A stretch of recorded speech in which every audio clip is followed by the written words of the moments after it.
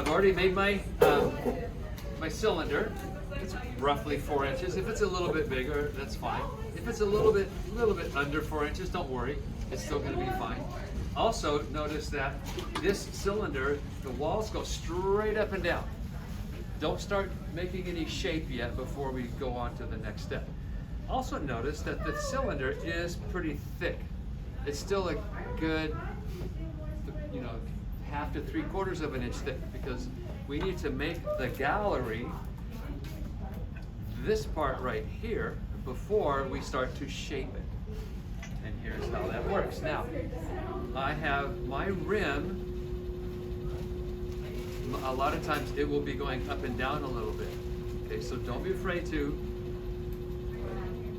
cut off a little bit. Make it nice and level. That's going to make the next part of this much easier to deal with. And a good thing to do is try to get this pretty flat. You don't want it to be round right now. The good thing to do is take just a flat finger and just kind of gently hold it, and then just kind of go straight down like that. And that's a good little hand movement to do that. Now, to make your, where to go? To make the gallery, you can use a ruler. It has a 90-degree little corner right there. You could, some of these ribs have a 90-degree corner right there. That's a good thing to use too. And I'll kind of show you both. What you want to do is picture where halfway is. Picture halfway, and all we're going to do is push straight down with this, and part of the clay is going to go here, and part of the clay is going to go here, and it'll automatically make a gallery. So a couple things: make sure this is wet. When you put the tool down, make sure it's at a slight angle. If you go straight down, it's going to jab into it. Okay. I also like to touch the clay, so you're always kind of one with the clay. And we're just going to hold on tight and slowly press straight down. Now, what you cannot see me doing is I'm kind of touching the clay right back here. So the floor, now the gallery has a floor. Think of walking into a room, there's a gallery, right? It has a floor and has the walls, okay? So you want this edge right there will sometimes get all crummy and split on you. So I keep a finger right behind this. Let's get that wet again. I keep a finger right back here behind this. I'm hiding it from you.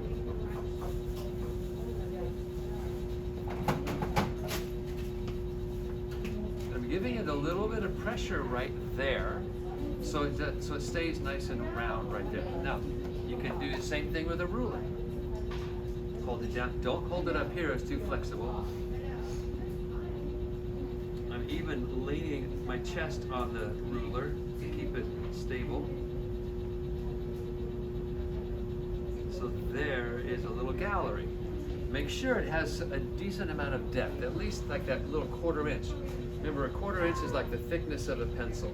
It goes that far down. Another thing you want to do is at the very end, we want to lean the ruler or the tool out just a little bit so the gallery wall flares out just the tiniest little bit, so when we put a lid down in there, it doesn't clink on top of the gallery wall. So I'm just going to slowly lean this out. That way it could easily kind of settle right in there. All right, now we go back to, excuse me, throwing. Now when we do this, we have to keep an open space here so we don't bump into the gallery much. Okay, so let's wet it.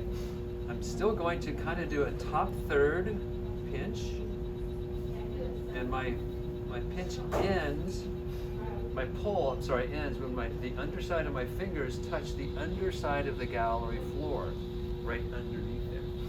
So I'm gonna just go halfway down, pinch,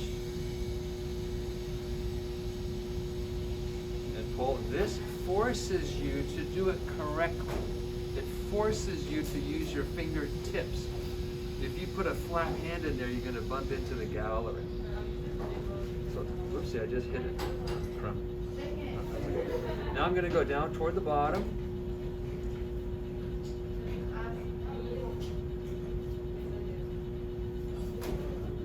this, you can think of this lidded jar as kind of like a sugar bowl.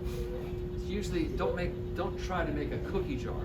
You could make it, you know, a lot bigger, but I wouldn't do that first time making a lidded jar.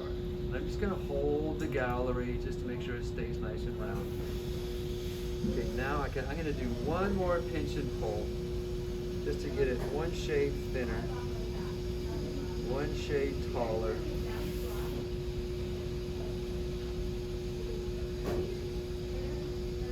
I'm gonna push out on the gallery wall just a little bit because I think I bumped into it. Now that could be done.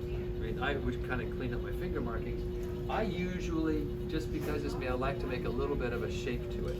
So I'm going to push out with I'm going to hold my sponge up toward the gallery. I'm just going to push out with my inside fingers and kind of come up and just kind of round off the body a little bit. I pushed a little bit in on the gallery, so I'm going to open that back up, pick up all of my extra water. I'm going to push in just a little bit here to get a little, pushing in with my outside finger to get a little bit of a neck looking thing. That little bit right there. Touch up. I'm going to put a little line in it to kind of distinguish the gallery. Give it its little place to live right there. Okay, and all this can be, these little finger marks can be trimmed off when I do the trimming process. Normal trimming. I may not show you how to trim this.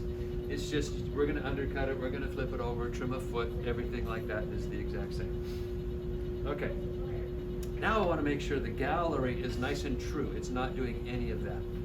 So I'm just going to just touch it here to feel that it's nice and true. The gallery floor should be at least that 1/4 inch. That's a little bit more than a 1/4 inch. Totally fine. The gallery wall flares out just a little bit, and there is a very good distinction where the wall meets the floor. It's not rounded in there. Okay, there's a nice little corner because that little corner is where we're going to measure. And this is the time you have to measure. I'm going to take off my clay down here, because sometimes when a student or anybody does this, it occasionally makes this kind of go a little bit wonky. So I always do that before I measure. When you undercut it with a wire, make sure to splash some water so the wire runs through slick, okay, and nice and smooth, because you don't want this pot to get out of round with the wire that goes through. Okay, most of you can picture that, hopefully. All right, now I'm gonna get the water out of the inside. Okay, now another thing you need is a pencil and a piece of paper. If you don't measure it now, you're just guessing at whether it's gonna fit, because usually you don't make the lids the same day as the pot, and you still need to measure it. I've got this all set up with my name and the date. I've got one of my measurements kind of set. I'm gonna put the other one here. Lidded jar, because you're gonna make a teapot also that needs to have some a measurement as well. All right, calipers, they have to go like this time.